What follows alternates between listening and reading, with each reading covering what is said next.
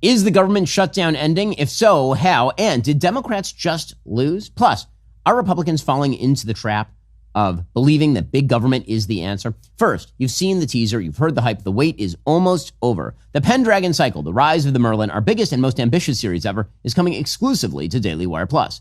All access members get early access to episodes 1 and 2 on Christmas Day. Annual members can watch both starting January 22nd. And next Wednesday, November 19th, 7 p.m. Eastern, during a new episode of Friendly Fire, we're world premiering the official trailer. Right now at dailywire.com, you can get your first look at the official series artwork. The Pendragon Cycle, The Rise of the Merlin, is coming soon. The only place to watch is Daily Wire Plus. Head on over to dailywire.com/subscribe. Well, folks, at long last, well over a month, it appears that we are now nearing the beginning of the government shutdown, because last night, Democrats in the Senate caved. They gave their approval, 60-40 vote, to moving forward with a procedural vote, which would move toward the end of the government shutdown. And make no mistake, Democrats lost. President Trump wins, the Republicans win, Democrats themselves know that they lost. Now, they did get a win out of this. The win that they got was by showing that they are resistant to President Trump's agenda. They did better than they might otherwise have in places like Virginia or Georgia or Mississippi or New Jersey or even in New York. In other words, there is a very rabid base of Democrats who are very interested in resisting President Trump. But the reason that the Democratic dam is breaking regarding the government shutdown is because Democrats who are in purple states recognize that if they continue to aimlessly pound their heads against the Trumpian wall, they are going to lose their Senate seats. That's what actually happened last night. So according to Axios, which first reported what was going on yesterday, shutdown fatigue triumphed over anger among moderate Democrats in the Senate, which took a crucial procedural step late last night toward ending the country's longest government shutdown, now in day 41. The crucial Democrats folded on the party's biggest shutdown demand. They wanted a one-year extension on those Affordable Care Act tax credits, which you will recall, Obamacare already provides heavy subsidies to people living in states all across the country. The Biden administration during COVID radically increased those subsidies, just as they did with SNAP. And then Republicans were going to let those things expire because the idea is we cannot forever continue to pay additional subsidies. And Democrats lost back on the one big beautiful bill, which did in fact cut back those subsidies or allow them to expire. Democrats were attempting to use the fiscal cliff here. They were attempting to use the non-funding of the government as a way to pry open the coffers again to continue those Obamacare subsidies, which, of course, it is worth asking at this point, why Obamacare, which we were told is going to make healthcare cheaper for the federal government, that it was going to make healthcare ever so much more efficient. Why is it that now Democrats are claiming there is a crisis when Obamacare is fully funded, but just doesn't have supplemental funding added on in the COVID era? So it appears that federal workers will get paid, food assistance will flow, and flights should resume normal schedules in time for Thanksgiving. According to Axios, after final passage by the Senate, the bill, which advanced last night on a 60-40 vote, will go to the House, where it's expected to pass and then be sent to President Trump for his signature. So what exactly did Democrats get out of this? Well, they got some sort of guarantee that people who were fired during the government shutdown would come back to work. The government will remain funded until late January, and it promises a future vote, but not a guarantee on extending that Obamacare subsidy. Now, again, that's something that Senator Thune, the Senate Majority Leader, had promised weeks ago. That was one of his early offers was, okay, here's the deal. You extend the CR, and then we will, in 3 weeks, have a vote, like an open vote, on whether to extend the Obamacare subsidies. You guys will probably lose because you don't have a majority, and then we'll move on with our lives. Democrats rejected that because they were using the shutdown as leverage to apparently get Republicans to restore funding for these Obamacare supplemental subsidies. 4 former governors, Senators Jeanne Shaheen and Maggie Hassan of New Hampshire, which is a state that is very, very purplish, Independent Senator Angus King of Maine, again, a purplish state, and Senator Tim Kaine of Virginia, which has a bunch of civilian federal workers, right? Tim Kaine is vulnerable because the more he votes for a government shutdown, the easier it is for his opponents to claim that he is keeping his constituents out of work. They broke the 6-week stalemate, joining people like Senator John Fetterman, as well as Nevada Senators Catherine Cortez Masto and Jackie Rosen. And the thing that you notice is that all of these people are from purple states. So it's very easy for Senator Chuck Schumer from New York, not a purple state, to vote no on opening the government. Very, very easy for Senator Alex Padilla from California to vote no on opening the government. It's a blue state. Or for Elizabeth Warren from Massachusetts to do so. She ain't going to lose her seat. But if you're a Democrat and you are looking at the possibility of losing your seat because you're in a purple state, then it was not in your interest for this government shutdown to continue. Angus King said It wasn't working. It's been 6 weeks. Republicans made it clear they weren't going to discuss the health care issue, the Affordable Care Act tax credits, until the shutdown was over. Jeanne Shaheen said, when I talk to my constituents in New Hampshire, you know what they say to me? They say, why can't y'all just work together to address the problems that are facing the country? Minority Whip Dick Durbin of Illinois, who's the number 2 Senate Democrat, joined 6 centrist Democrats and 1 independent to vote with the 52 Republicans, which, of course, Dick Durbin is in a very blue state. But he understands that he has to provide enough cover for these purple state Democrats to maintain their seats. Senate Minority Leader Chuck Schumer, he did what he always does, which is he basically gave permission for the vote to happen, and then he voted against it. This is his favorite thing to do. He likes to allow things that he's supposed to not allow. He likes to allow those things to happen and then vote against them to show that he really, really opposed them. So we are not clear of the woods just yet. Apparently, the Senate will come in today. Senators are supposed to finish voting on the CR minibus package, but that would require consent from all 100 senators. I cannot imagine they will get that. Instead, I assume that this whole process will be dragged out, and then the House will take up the package. The GOP leadership in the House is saying that Congress people should be on notice that within 48 hours, 36 hours perhaps, they need to be back at the Capitol in order to vote on all of this. Already coming up, the Democrats are super duper angry with the other Democrats, like the sane ones. First, there's a reason I'm proud to say Pure Talk is my wireless company. They don't just talk the talk, they walk the walk, especially when it comes to supporting our veterans. This month, Pure Talk is choosing to support Canines for Warriors, an incredible organization that rescues and trains dogs, then pairs them with veterans struggling with PTSD. These are men and women who served with honor, but when they come home, that brotherhood, that support network they had in the military, too often it disappears. Canines for Warriors steps up to fill that gap, giving these heroes purpose, companionship, and healing. That's exactly why Pure Talk, a veteran-led company, supports them. Choose a wireless company that shares your values. And with talk, text, plenty of 5G data for just $25 a month, you could also be saving a lot of money. Now, again, I use Pure Talk all the time. I've been traveling a lot. That means that I literally rely on Pure Talk to talk to my kids, which is like the most important thing in my life.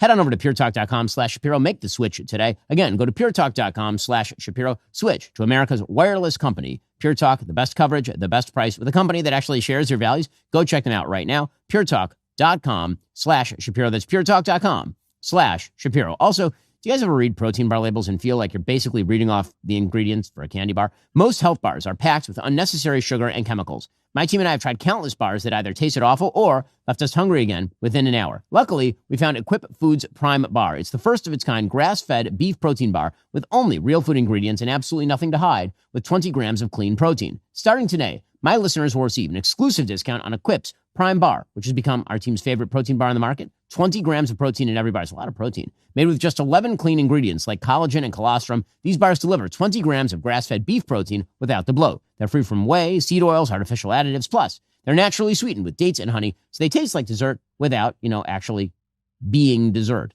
Justin, our producer, he loves these things. Basically, he's surviving on them at this point. If you want to try the cleanest protein bar on the market, it's already sold out once. Go to equipfoods.com/Ben Shapiro. Use code Ben Shapiro at checkout to get 25% off one-time purchases or 40% off your first subscription order for a limited time. That's equipfoods.com/Ben Shapiro. Use code Ben Shapiro at checkout.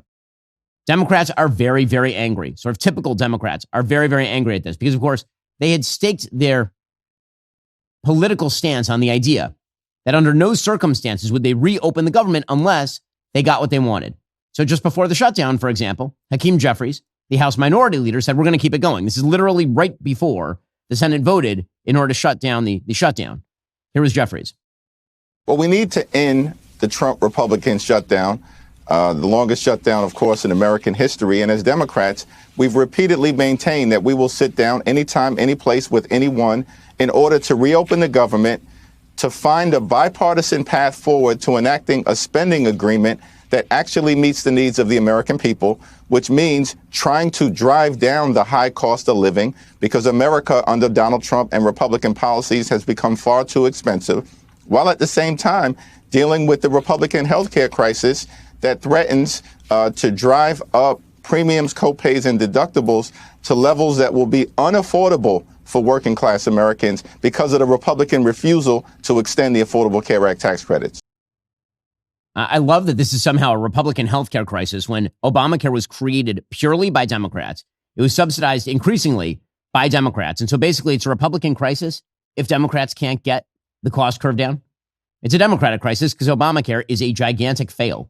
It is a big fail. It has not made Americans healthier in any measurable way. and it has not bent the cost curve in any serious way. Meanwhile, Democrats, particularly in purple states, were recognizing that the shutdown was getting worse and worse. This is a point that was made by the Treasury Secretary on Sunday morning. He said the impact of the shutdown continues to get worse. Are we starting to see a permanent impact on the economy? Sure, George, and good to be with you. And we've seen an impact on the economy from day one, but it's getting worse and worse.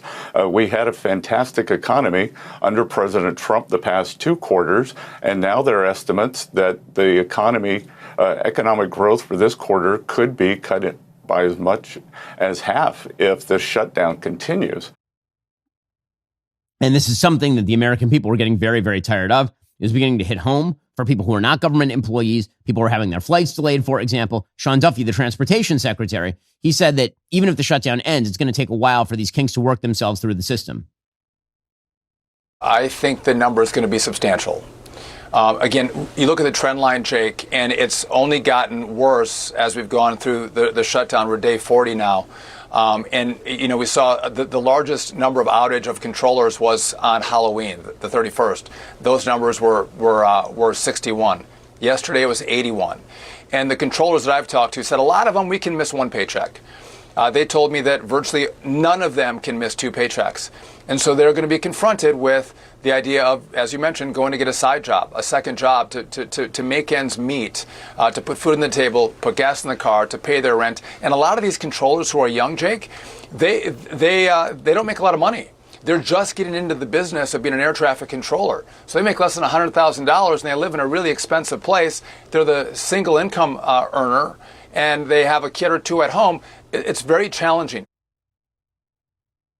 Okay, so again, he's not wrong about this, and this is what purple state Democrats were feeling. Now, the problem for Democrats is that we have been highlighting for a while the split in the Democratic Party, and it is a very real split in the Democratic Party between people who actually want to get things done and people who do not want to get things done, between the so-called moderate Democrats, people like presumably Abigail Spanberger in Virginia or John Fetterman in Pennsylvania, and the increasingly progressive, wild-eyed Democrats. And so a lot of these Democrats who broke ranks here are coming under significant fire. According to Fox News, John Fetterman put out a statement saying, after 40 days as a consistent voice against shutting our government down, I voted yes for the 15th time to reopen. I'm sorry to our military SNAP recipients, government workers, and Capitol Police who haven't been paid in weeks. It never should have come to this. It was a failure. Senator Catherine Cortez Masto of Nevada, she said, I've consistently voted against shutting down the government because I know the pain it's causing working families from TSA agents to government contractors. We must extend the ACA enhanced premium tax credits, but that can't come at the expense of millions of Americans across our country impacted by the shutdown. She said, with the government open, we can focus on passing a full bipartisan budget for 2026. Similar sentiments from Senator Jackie Rosen of Nevada, who very narrowly retained her seat, as you recall, over Sam Brown in Nevada. Very, very tight race there. She barely kept her seat. The concession we've been able to extract to get closer to extending the Affordable Care Act tax credits is a vote on a bill drafted and negotiated by Senate Democrats. Let me be clear. I will keep fighting like hell to ensure we force Republicans to get this done. But here's the thing. This was a misbegotten strategy from the very beginning. The only thing it got them was a political win because, again, it got Democrats out to the ballot box. That's all. It got a bunch of Democrats out to the... And I guess that is a political win. I mean, right? They did better than they might otherwise have been expected to be in, say, the Virginia House of Delegates. But they were willing to take the American people hostage, politically speaking, in order to get what they wanted here. And this is the first government shutdown that I can remember, that I can recall, in which the government was shut down not in order to exact concessions to lower spending, but in order to exact concessions to increase spending. Like, that's an amazing thing. Saying I'm not going to fund the government so I can get more funding for the government is a pretty insane proposition. And that's what Democrats were doing here. Senator Jeanne Shaheen, she said, with the government reopened, it's time to move quickly to ensure we keep healthcare premiums from skyrocketing. Senator Tim Kaine, similar statement. The legislation will protect federal workers from baseless firings, reinstate those who have been wrongfully terminated during the shutdown, and ensure federal workers receive back pay. Now, again, as I say, Democrats are very, very upset. Many Democrats are really upset. So Democrats are trying to pretend there's no crack within the coalition. Senator Adam Schiff, one of the worst senators in the United States Senate from California, just this Sunday, he was saying there are no cracks in the Democratic coalition. Well, I noticed a few. There have been some talks in the Senate between Republicans and Democrats trying to forge a possible compromise. Is Democratic unity crumbling on this? No, I think what we're seeing is a lot of cracks within Republicans, as you see now over a dozen Republicans in the House, for example, say they want to fix the Affordable Care Act problems. Those are the cracks I'm seeing. You see cracks, I think, even within the White House, as the president acknowledges that their lack of focus on bringing down costs, the shutdown and all its economic impacts are affecting him. They're dragging him down. Okay, so again, this is weak tea because, as you can see, Democrats are very, very, very upset. Immediately upon the announcement that enough Democrats had voted to end the shutdown, that the shutdown will in fact come to an end, Alexandra Ocasio-Cortez, who has her eye on 2028, put out a statement. The average monthly SNAP benefit is $177 a person. The average ACA benefit is up to $550 a person per month. By the way, we should note at this point that that's actually a fair bit of money. I mean, you're talking about 42 million Americans who are on SNAP, and you are talking about tens of millions of Americans who are on ACA. So when you're talking about increasing the federal debt and the deficit, this would be your giant driver right here. People want us to hold the line for a reason, says AOC. This is not a matter of appealing to a base. It's about people's lives. Working people want leaders whose word means something. So apparently what working people want is for Democrats to run headlong at a wall repeatedly in order to demonstrate their fealty to the principle. This, by the way, seems to be the common sort of perspective on government shutdowns. The enthusiastic members of the base constantly want members of their party to run headlong at walls to achieve, in the end, very little. Government shutdowns typically just don't work. They don't tend to work for the party that is out of power. But they do provide an excellent way for politicians to pretend to be uber committed to the cause. So, for example, Chris Murphy, who, again, I have no idea why Chris Murphy thinks that he is a thing. You're not going to make fetch a thing, my dude. And you know, as a person with pretty weak facial hair game, I got to say, Chris Murphy makes me look like Matt Walsh. Here's Chris Murphy trying to explain that it's just terrible that they ended the government shutdown. After the elections on Tuesday, it just became absolutely clear that the American people do not want Democrats to be bullied into submission. They want Democrats to fight for their health care. They want Democrats to fight Trump's illegality. Bullies gain power when righteous people yield in the face of their wrongdoing.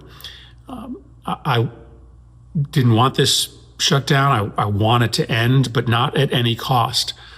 And of course, I wish that there was a path to saving this democracy and saving people's health care that didn't involve pain.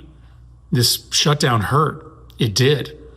But unfortunately, I don't think there is a way to save this country, to save our democracy, without there being some difficult, hard moments along the way.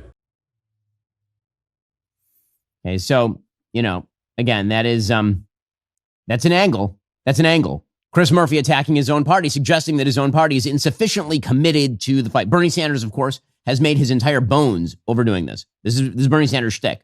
So here it was, old man ranting at Moon, talking about how it's very bad that Republicans and Democrats will work together to fund the government. We need the government to be unfunded so that it will be even more funded forever. Here we go, Bernie Sanders. Blah, blah, blah.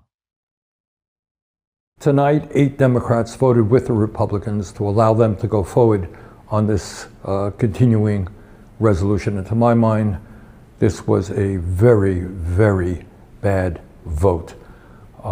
What it does, first of all, is it raises healthcare premiums for over 20 million Americans by doubling, and in some cases tripling or quadrupling. People can't afford that when we are already paying the highest prices in the world for healthcare. Number 2, it paves the way for 15 million people to be thrown off of Medicaid and the Affordable Care Act. Studies show that will mean that some 50,000 Americans will die every year unnecessarily. And all of that was done to give $1 trillion in tax breaks to the 1%. Okay, so as per his usual arrangement, all this is nonsense. The idea that 50,000 Americans will die because you didn't vote the way Bernie Sanders wanted you to vote is totally specious. There is no evidence to support this proposition. But in the end, for Sanders, again, it's always about looking for some sort of dragon to slay that never quite gets slain. But if you give him enough power, then maybe the dragon will get slain. Here's Bernie Sanders saying, America wants us to fight against Trump. That's not because we need Americans. They want more than anything else is for us to just say Trump, Trump, Trump, and then fight, and then lose, and then fight some more. As everybody knows, just on Tuesday, we had an election all over this country.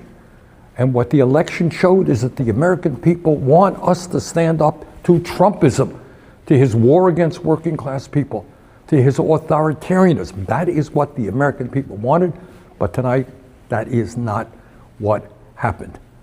So we've got to go forward, do the best that we can to try to protect working class people, to make sure that the United States not only does not throw people off of health care, but ends the absurdity of being the only major country on earth that doesn't guarantee health care to all people. We got a lot of work to do.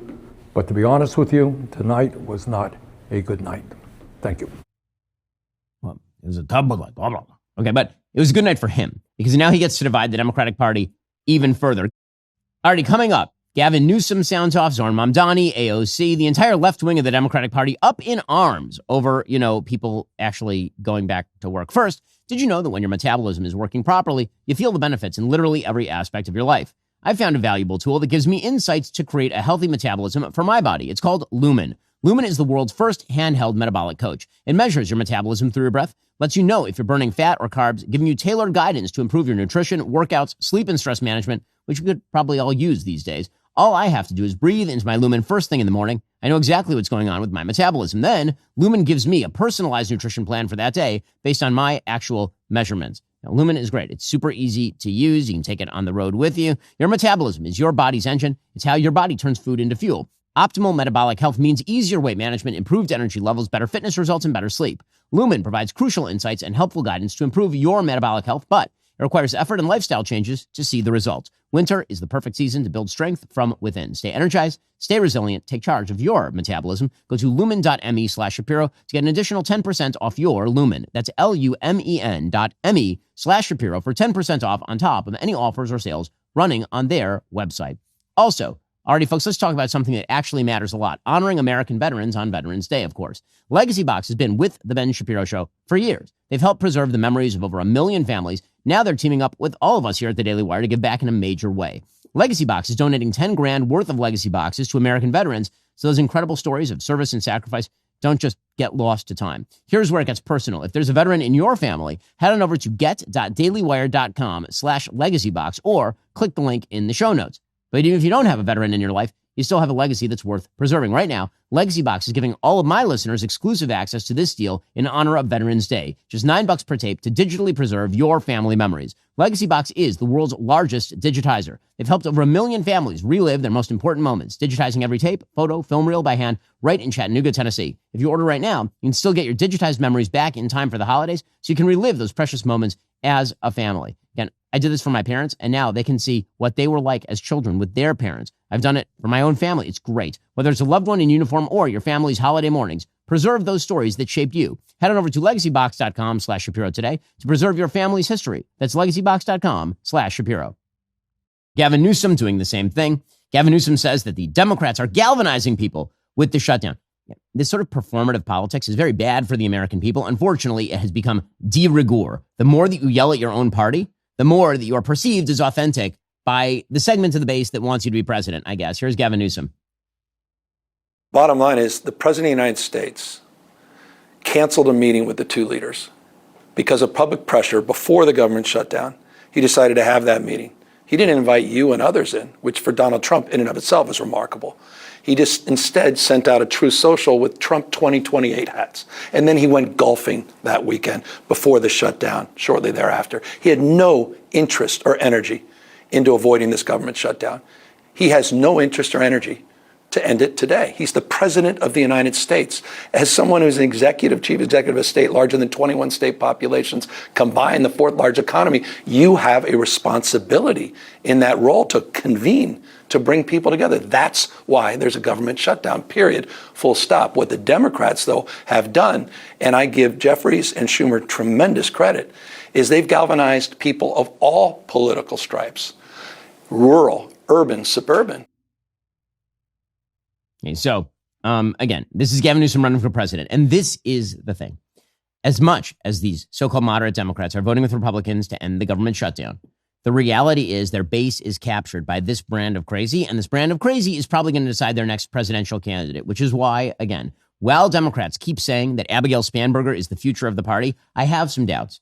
I think that Zoran Mamdani is far likelier to be the future of the Democratic Party because I've yet to see a moderate movement, a truly moderate movement arise from the Democratic Party anytime in my lifetime. Every time you think they're going to moderate, they move even further to the left.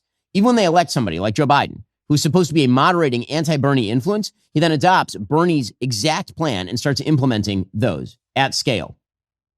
Zoran Mamdani, by the way, the mask is coming off for Zoran Mamdani. It was all fun and games when he was just talking about affordability. But now, as the Washington Post is pointing out, of all places, by the way, got to point out, the Washington Post op-ed page seems to have changed their orientation pretty significantly since Jeff Bezos made some changes over there. It makes it one of the more interesting reads now. According to the Washington Post editorial board, a new era of class warfare has begun in New York, and no one is more excited than Generalissimo Zoran Mamdani. Witness the mayor-elect's change of character since his Tuesday election victory. Mamdani ran an upbeat campaign with a nice guy demeanor and perpetual smile, papering over a long history of divisive and demagogic statements. New Yorkers periodically checking in on politics could understandably believe he simply wanted to bring the city together and make it more affordable. That interpretation became much harder after his victory speech. Across 23 angry minutes laced with identity politics and seething with resentment, Mamdani abandoned his cool disposition and made clear his view of politics isn't about unity. It isn't about letting people build better lives for themselves. It's about identifying class enemies, from landlords who take advantage of tenants to the bosses who exploit workers, and then crushing them. His goal is not to increase wealth, but to dole it out to favored groups. The word growth didn't appear in the speech, but President Donald Trump garnered 8 mentions. In the days since winning, Mamdani's favorite word has become mandate. He won decisively, and now he wants to pursue his agenda. From the rent freeze to free childcare and buses, yet as mayor of New York, his control over taxes and transportation is limited. He needs approval from the state to raise taxes. His transition team includes several New York political insiders who understand how to pull the levers of power. So it'll be interesting to see whether Mamdani gets away with it. By the way, it is fascinating to see. Mamdani's first move was to go to Puerto Rico as mayor of New York, where he promptly went to a mosque and people chanted Allahu Akbar for him. Allahu Akbar. We are so proud of you, brother, so all yours. Takbir! Allahu Akbar! Takbir! Allahu Akbar! Takbir! Allahu Akbar! And the guy standing next to him is wearing some sort of garment that has on it the word Palestine with the Palestinian flag. I mean, Mamdani was running for mayor because that is his number one issue. It always was his number one issue from the time that he was young. Yeah, the fact is that everything else is sort of slathering over the Students for Justice in Palestine politics with a Marxist patina. Meanwhile, the biggest problem for Mamdani and for the Democratic Party is which way does the state of New York go? So it'll be fascinating because the state of New York is now a microcosm of Democratic politics. Which way does the state of New York go? Toward Mamdani or toward Kathy Hochul? So Kathy Hochul is the governor of the state. She is running a very, very tight race right now with the newly announced Congresswoman Elise Stefanik, who's now the newly announced Republican candidate for the governorship in New York. Very tight race. And she has to, on the one hand, fend off Stefanik, who's critical of her, and on the other hand, fend off Zoran Mamdani, who wants to radically increase taxes in the state. And here she was saying, well, no, we're not going to do what Mamdani wants. We'll see how long that lasts, because if she loses that Democratic base, it's quite possible she loses the election as well. I cannot set forth a plan right now that takes money out of a system that relies on the fares of the buses and the subways. But can we find a path to make it more affordable for people who need help? Of course we can. And what about childcare, though? Childcare, I already committed to. So we'll be on a path to get there because I'm committed to this as a mom governor. I get it, but also to do it statewide right now, it's about $15 billion, the entire amount of my reserves. Okay, so again, she is stuck. She's stuck in a rock and a hard place. Meanwhile, Mamdani's hypocrisy knows no bounds. So Zoran Mamdani, of course, is reliant on other people's money, which presumably is why his victory party in New York City, according to the New York Post, was charging $22 for espresso martini coolers, $15 for glasses of Riesling white wine, and for water, like $13 a pop, 10 or 12 bucks a pop for hot dogs. I mean, like, again, the socialism, it costs a lot of money, it turns out. Joining us on the line is Senator Rick Scott. He, of course, was elected to the Senate in 2018 from my great state of Florida. And he has been all over this story broken by the New York Post originally about the Zoran Mamdani mayoral campaign and how it was powered, at least in part, by foreign influences. Senator Scott, thanks so much for taking the time. Really appreciate it. Does it make you mad? We have laws in this country. Follow the law, okay? Get elected the right way. So I think, look, what we have to do on all these things is make sure people do the right thing, they follow the law, and if they don't, they need to be investigated. So what exactly is the allegation here, and how does it violate the law? Well, we can't take contributions from foreigners, and foreigners are not supposed to influence our elections. And so when you get a donation, you have to look at who it is, and you shouldn't be accepting donations from foreigners. And it sure appears they did. Now, after the election, they're sending the money back. But the other thing we have to look at is these. I think we need to really look at these foreign organizations that went to get out the vote and things like that, and look at the legality of that is also.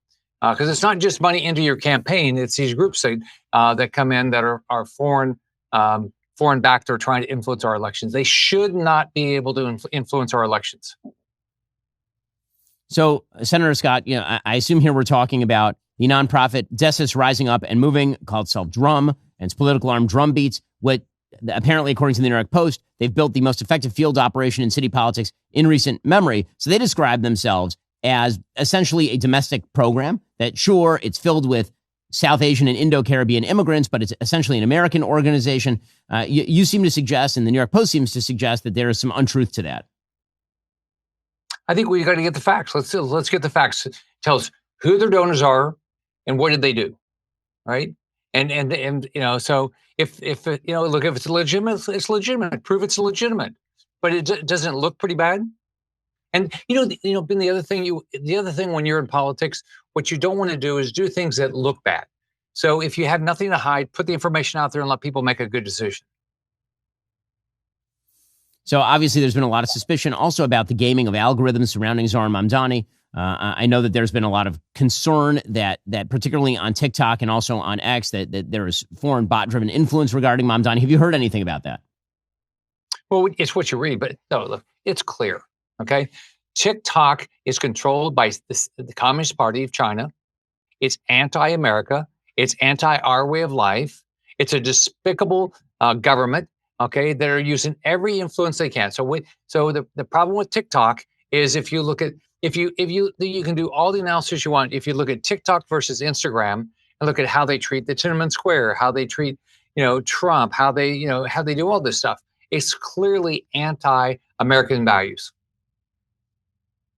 And Daily Wire reports, quote, independent analyses show that networks manipulated engagement to summon foreign audiences to Mamdani on Instagram. By the end of his campaign, fewer than 50% of his online engagements from viral posts came from American users, which is a complete reversal from the clear domestic majority.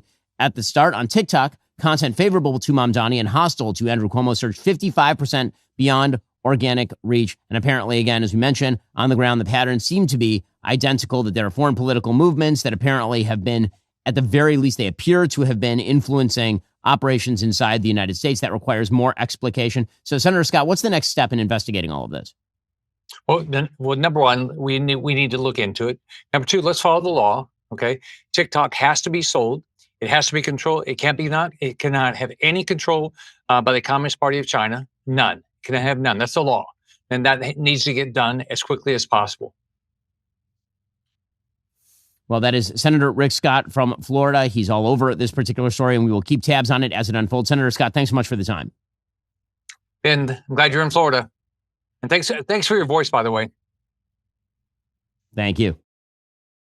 One of the problems here is just for the American body politic, because one of the things that we have seen here, look, I'm pointing out the problems inside the Democratic Party. Obviously, we've spent a lot of time talking about the problems inside the Republican Party. But the American people are deeply unhappy with our politics right now.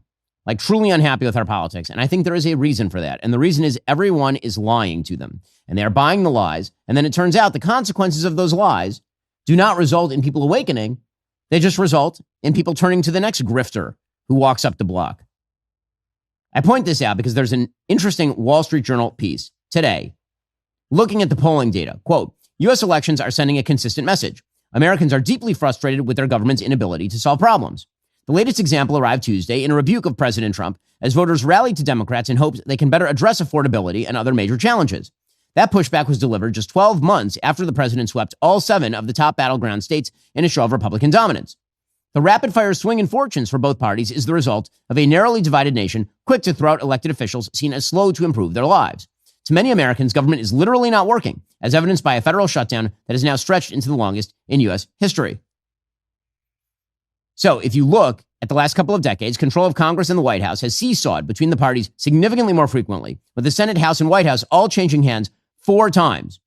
Propelling the shift is the fact that many voters want bigger changes from Washington.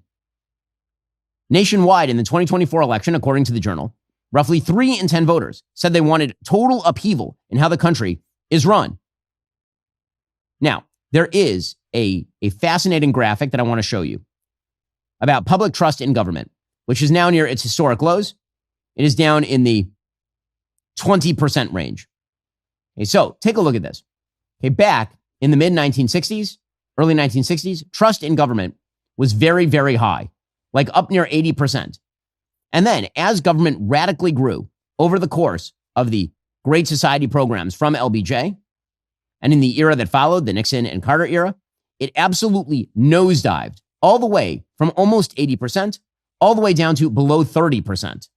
That's as the government grew. It's as the government became, quote unquote, more helpful to your lives, as the government intervened more and more and spent more and more. That is not a coincidence. As government grows, people expect more from the government. And when the government fails to deliver, they get disappointed. So during the 1980s, when Ronald Reagan said the government is not going to fix your problems, you're going to fix your problems, and I'm going to get government out of the way, trust in government went up again. You can see it in the polling data. It went from about 30% into the mid-40s. And then near the end of the 1980s, it started to decline again. It declined all the way until the mid-1990s. And then in the mid-1990s, something happened. What happened in the mid-1990s? The Gingrich Revolution. Bill Clinton started to make deals to cut the size and scope of government, including on things like welfare reform. And then trust in government started to go up again. It started to increase all the way up to 50% by about 2000. And then what happened? The government started to radically grow again under George W. Bush. People forget George W. Bush was not a fiscal conservative. George W. Bush was a quote unquote compassionate conservative. And leaving aside the wars in Iraq and Afghanistan, he spent an awful lot of money. It was he who expanded Medicare Part D. It was he who expanded the No Child Left Behind Act. It was he who did steel tariffs. And the trust in government continued to decline until finally it seemed to crater out around 2010 in the aftermath of the Great Recession at around 20%, and it has been there basically ever since. So for people who are big proponents of big government, I have a question. Explain this chart. Why is it that there seems to be an inverse relationship between the size and growth of government and trust in government? If government is so amazing at everything, if government is so great at everything, why is it that in the eras where government is cut, trust goes up, and in the era where government grows, trust goes down? Why is that happening? This is a deeply important point, really important, because you have politicians on both sides who are fully incapable of just saying the truth. They're afraid the American people will get angry at them if they say the truth. The truth is, the vast majority of problems in the lives of Americans are not solvable by the government. There are many problems created by the government, skewing of markets. If you look at a chart of the products in American life that have grown more expensive over the course of the last 30 years, and the products that have grown less expensive, significantly less expensive over the course of the last 30 years, something shocking occurs. The products that have grown more expensive are all subsidized by the government. Education, college education, healthcare, health insurance, right? All these things have continued to go up because they are subsidized by the government, and the government skews the markets. And then there are, the everyday products you use, like your TV, like your phone, right? These things have all gone down. Your dishwasher, all these things are less expensive and better. Why? Because markets work to make things cheaper and more plentiful, and government makes things significantly more expensive by skewing the incentive structures.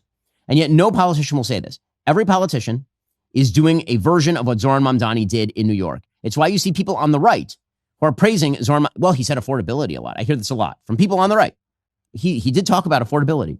And if President Trump just talks more about affordability, that means that he'll win. No, it doesn't. The party in power is going to be blamed for lack of affordability. The party out of power is going to claim that if you gave them power, they will solve the affordability problem by having more power. This is a race to the bottom in terms of centralized government control. But here's the thing. It doesn't get better. It doesn't get better. Because if each party pledges that they will expand government in ways and times of their own choosing, and then they fail, and then the other party just does the same thing, then trust in government is going to continue to crater. It's going to continue to go down. We need someone, for the love of Mike, we need someone to just say the truth. I can't fix a lot of these problems. You can fix many of these problems. The best thing that I can do is get out of your way. Deregulation, lower taxes, less government interventionism in your life. Now, again, this doesn't mean getting rid of the benefits immediately that people need to live on because they've been made dependent on the government. But yes, transitional plans away from those things would be a good thing because otherwise they will eat our federal budget, as indeed they already have. If you wonder how we got to a $38 trillion debt, that is how we got to a $38 trillion debt. The convenient thing is to blame discretionary spending. It is not, in fact, discretionary spending in the main. It is the fact that people constantly come in and say they're going to solve all your problems if you just give them more money and more power and more centralized control. And then this is why people are ping-ponging between the parties. Because Republicans say that, and then they don't fix it. And then Democrats say it, and they don't fix it. And then Republicans say it, and they don't fix it. Well, at some point, the American people are going to have to get wise to this political grift. Now, Peter Thiel, he did an interview at the Free Press, pretty interesting, in which he was talking about capitalism in ways I didn't particularly like. But one thing he said is that we are in what he called a political boom market. And I think that's right. Because we now live in a time where people so little trust themselves and risk-taking and the free markets that they're willing to toss their power at any demagogue who will tell them that he can solve their problems. And guess what? Your problems ain't getting solved this way. They are not. Zohran Mamdani is not going to make your world more affordable. Tariffs, centralized government policy will not make your world more affordable. They will not. Sending giant stimulus checks is not going to make your world more affordable. We've tried it. It fails. You know what makes your world more affordable? People being left alone to produce and trade and live the free lives that they were guaranteed under the U.S. Constitution. That's what makes things better and more affordable. It's why America is the envy of the world. Every other country on earth tries this centralized government policy junk and has been trying it for legitimately centuries, going all the way back to mercantilism. The notion that if we just try it hard enough this time, it's going to fix it, I see zero evidence that that is in fact the case. Alrighty, in a moment, we'll get to the state of the economy. What is going to change? Can the Trump administration really lower the prices? First, anywhere worth going is worth going in a pair of awesome boots. And Tecovas makes finding your perfect pair easy. Whether you're a generational rancher, a lifelong cowboy, or just trying on your first pair of boots, Tecovas crafts quality Western footwear for everybody. With over 200 meticulous handcrafted steps, their boots deliver that broken-in comfort from day one. Plus, their in-store experience is second to none. Think expert staff, complimentary beverages, and free customizations to make your boots truly yours. Looking for that perfect holiday gift? Tecovas has you covered with their handcrafted cowboy boots that feel amazing right out of the box, no break-in period necessary. Whether you're shopping for someone's first pair or their 50th, they've got an incredible selection of leathers to choose from classic cowhide to exotic options like ostrich and cayman. Each boot is made by hand in Leon, Mexico, through over 200 meticulous steps. And the best part, they come in every size and style imaginable, because over at Tecovas, y'all really do mean all. Beyond boots, you'll find a great range of apparel, bags, belts, wallets for both men and women. If you're near one of their 50-plus stores nationwide, stop by this holiday season. It's a perfect escape from the chaos. Grab a specialty pour, chat with their friendly staff, take advantage of their complimentary boot branding to make your gift truly one of a kind. Do I look like a boot guy? But I do wear Tecovas boots because they're just that comfortable. They're just that excellent. Right now, get 10% off at tecovas.com/Shapiro when you sign up for email and texts. That's 10% off at tecovas.com/Shapiro, tecovas.com/Shapiro. See site for details. Tecovas. Point your toes west. Now, the reason I'm talking here about the sort of model of politics that has broken into the mainstream and now seems to be rising on both sides is because it's not going to fix our problems. It's not going to fix our problems. If you actually want to bring down prices, if you actually want affordability, we know the things that make affordability happen here on planet Earth. They are free markets, deregulation, they are free trade, comparative advantage. That's what brings prices down. Now, that's not going to affect everybody equally beneficially. Some people are going to do a lot better than others. Some people, presumably, will be the victims of what Joseph Schumpeter, the economist, called creative destruction. Every time you have a new industry or a more competitive business that comes up, somebody loses in that particular zero-sum game. But the thing about the market is that it has many iterations. And so even if you lose in that particular game, you then get to come back and do it again and become even more competitive. Right? That is why free markets always drive prices down. It's why when there are people out there who are critical of quote-unquote luxury products, we have to understand that everything that you now consider to be a necessity, a staple of your life, was once a luxury product. The food that you eat at your table is significantly more diverse than the food that your great-grandparents ate. Why? Because at one point it was a luxury for rich people, and then it turned out a lot of people wanted it, and there was competition to bring it to the people, and the prices went down. That was true of cars, it's true of microwaves, it's true of centralized air conditioning, it is true of your cell phone. Literally every product that you use was once a luxury product. It's why when you go back and watch the old movie Wall Street, and you see Gordon Gekko walking around with a cell phone, and everyone's like, ooh, and it looks like a shoebox that he's holding to his head. And now every single person, including the poorest American, has a cell phone. Okay, that's what free markets do. But it seems that no one is even willing to argue for free markets these days anymore. And then why are we surprised when we disappoint? Because if you keep using a screwdriver to try and knock in the nail, you're unlikely to be successful. So there's a lot of angst on the Republican side of the aisle about the state of the economy and also about the Trump affordability issues. Secretary of the Treasury, Scott Bessent, who of course understands capitalism better than I do. Scott Bessent, he says that we are going to bring prices down over the next years and months. I can tell you what we're not going to do is what happened under the Biden administration, where the administration and the media gaslit everyone and said, there's a vibe session. You don't understand how good you have it. And what happened then was we had the worst inflation 40 or 50 years, 22, 23%, but the basket of goods and services for working Americans was up more than 30%. And what we're seeing is we had to stop the increase first. Now we are starting to see prices level off, come down. Gasoline is down, interest rates are down, so mortgages are down, and I think we are making substantial progress on that. And I think over the coming months and the next year, prices are going to come down. Okay, well, that may very well be true. I hope that that's true. I think one of the ways that prices probably come down is if sometime next year, when the Supreme Court rules on tariffs and probably strikes down a lot of the tariffs, the markets open up again, which would be very, very good. But I'll tell you what's not going to bring prices down is things like proposing 50-year mortgages. So President Trump over the weekend decided that he was going to promote what he called 50-year mortgages. That President FDR had promoted the 30-year mortgage, and under President Trump, there would be a 50-year mortgage. Okay, the problem, of course, with the 50-year mortgage is that it skews the risk incentive cycle.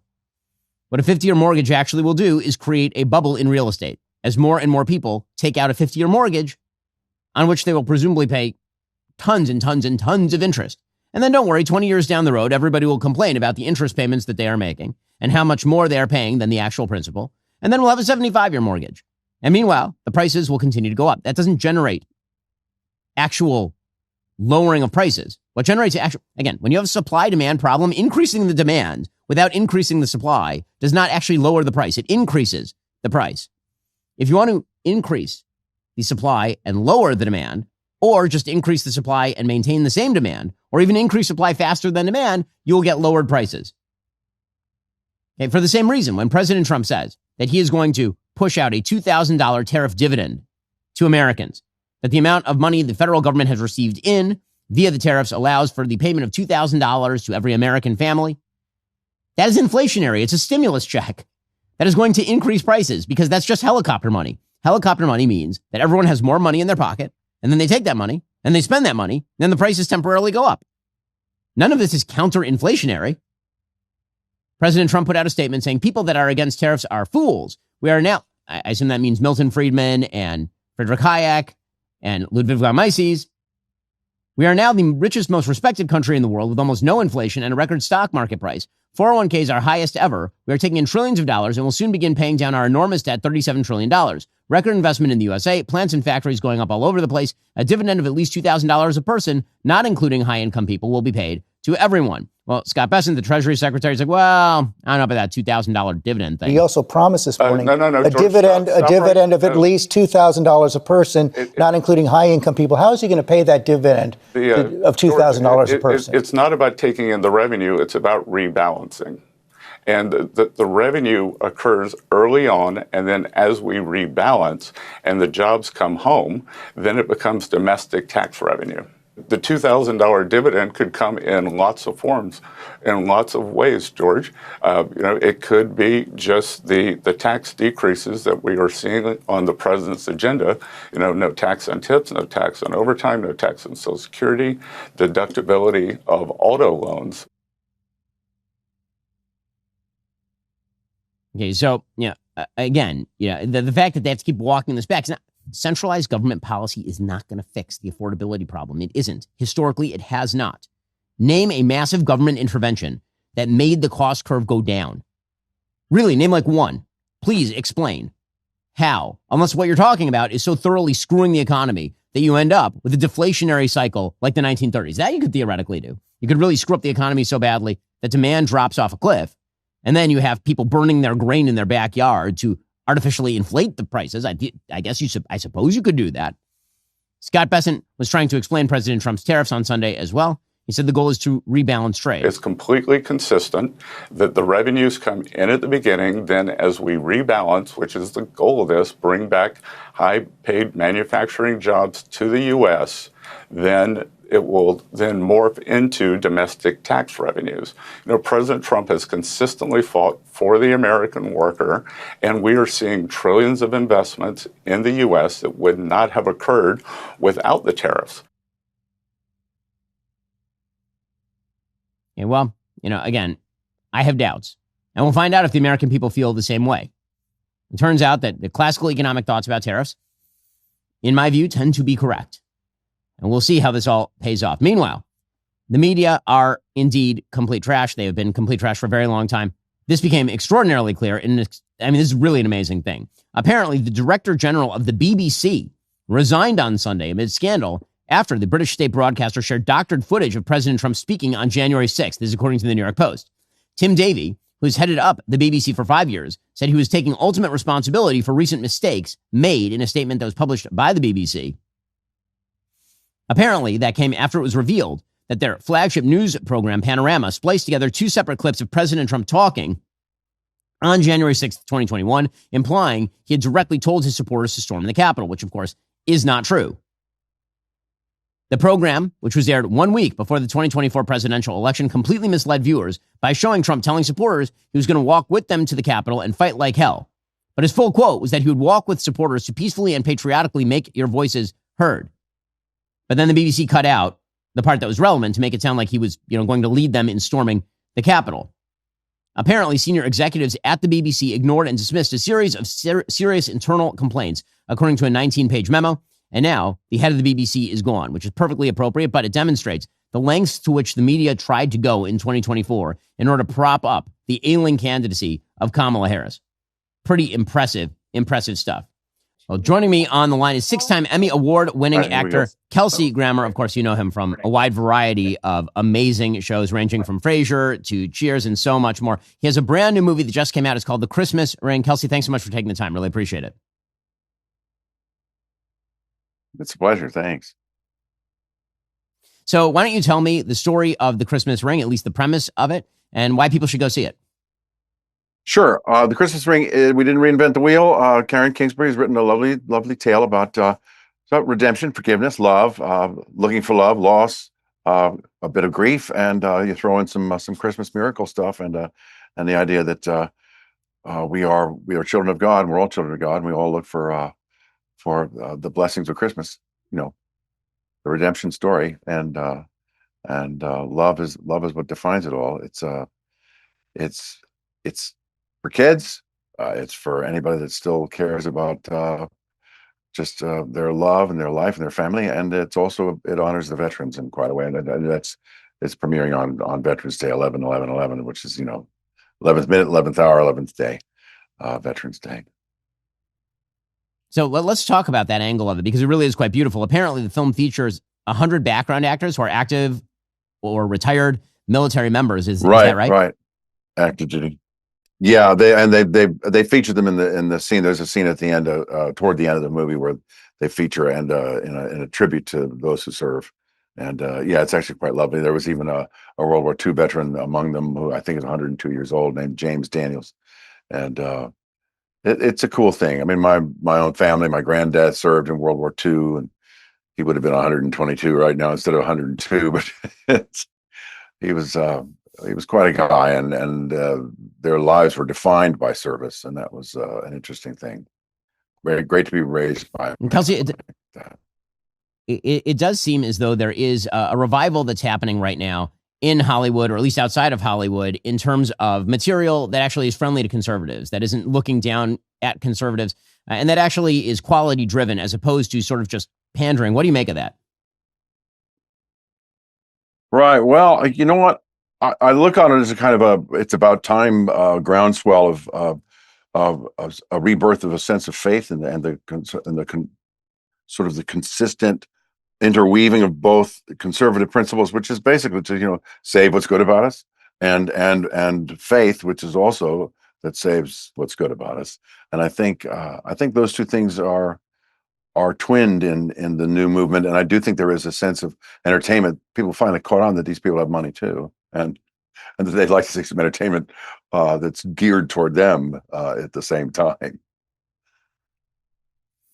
Well, Kelsey, I would be remiss if I didn't ask, as per one of my producers, he's very excited also, just as a side note, that you are going to be in Avengers Doomsday. So that's very exciting news as well for a lot of folks.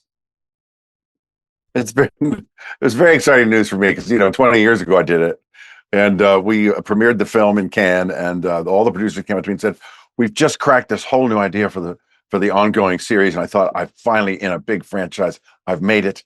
And they said, "We're going younger, and you guys are all gone."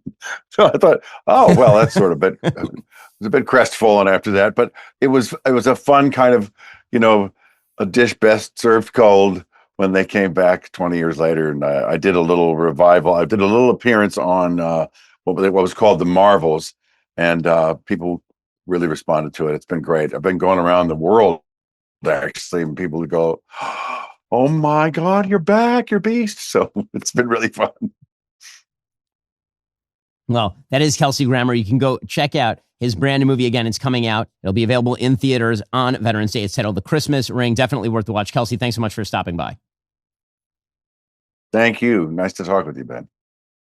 Alrighty, folks. Coming up, we're going to jump into a little bit of foreign policy and a shocking story about apparently discriminatory hiring at Coca-Cola. Remember, in order to watch, you have to be a member. If you're not a member, become a member. Use code Shapiro at checkout for 2 months free on all annual plans. Click that link in the description and join us.